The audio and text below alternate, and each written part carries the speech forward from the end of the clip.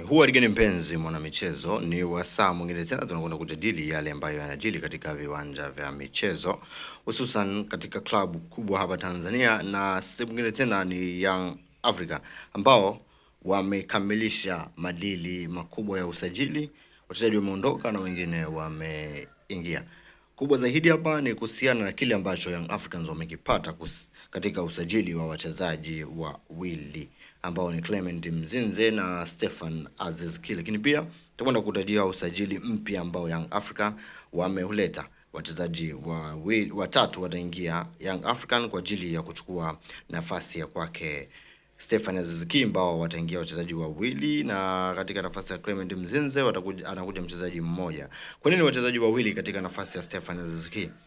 Clatous Chota Chama mwisho wa msimu anajiunga na klabu ya Azam Sport, na hii ni exclusive kabisa, na hakutakuwa na maendeleo au mahusiano kati ya Young African na Clatous Chota Chama kwa msimu unaofuatia. Hivyo Young Africans wameona wasajili wachezaji wawili wa quality kubwa, ambao mmoja ni mzawa na mwingine ni mchezaji kutoka katika timu ya Stade Abidjan au mabingwa wapya wa Morocco ambao wamewatoa kimasomaso timu ya ASEC Mimosas kwa msimu huu.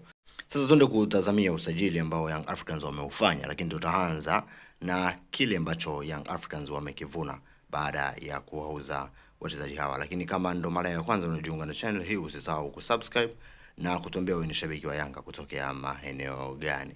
Sasa Young Africans wamepata zaidi ya bilioni 2.2 kwa usajili au kwa kuwauza Stefan Aziz Ki, lakini pia na Clement Mzinze. Clement Mzinze yeye dau lake bado alijawekwa wazi moja kwa moja, kwa sababu madili bado yanagongana na experience bado wao wanahitaji mchezaji huyu, lakini pia Zamalek nao wameingia katika mbio hizi. Orlando Pirates nao wameingia katika kinyang'anyiro hichi, kwa hiyo wao wapo tayari kutoa bilioni 1.2 kwa ajili ya Clement Mzinze, lakini Stefan Aziz Ki ameuzwa zaidi ya bilioni 1 na ushe kwenda katika ile timu ya Wydad Athletic. Kwa nini Young Africans wamefanya biashara hii? Msimu ule ambao wanamaliza na Stefan Aziz Ki aliweka wazi kwamba kama kuna timu basi itaendelea kupata interest yake, basi wamruhusu aondoke. Ndio maana klabu ya Young Africans wamekubali kufanya mauziano hayo kwa ajili ya faida ya mchezaji pia na faida ya klabu. Na Young Africans wanaona ni bora wakauza wachezaji hawa ili waweze kuunda Young mpya ambayo inakwenda kupambana tena kimataifa.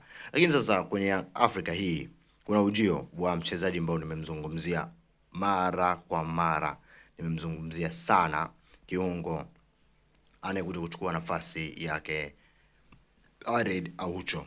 Sio kwamba Harid Aucho anaondoka, bali ni mshindani wa namba yeye na Harid Aucho, kwa sababu Duke Abuya amekuwa akifanya vizuri katika namba ile, lakini wanahitaji mtu mwingine zaidi ambaye anakuja kupambania namba ili kuweza kuleta competition kwenye kikosi cha Young Africans, kwa sababu msimu unaokuja wanataka kufanya makubwa zaidi. Klabu ya Simba imewashitua kidogo, na hivyo wanaona ni vema wakapambana sana ili kuweza kurejesha imani kwa mashabiki. Sasa Ben Kouyate ila mwenye umri miaka 22 anakipiga katika timu ya Stade Abidjan.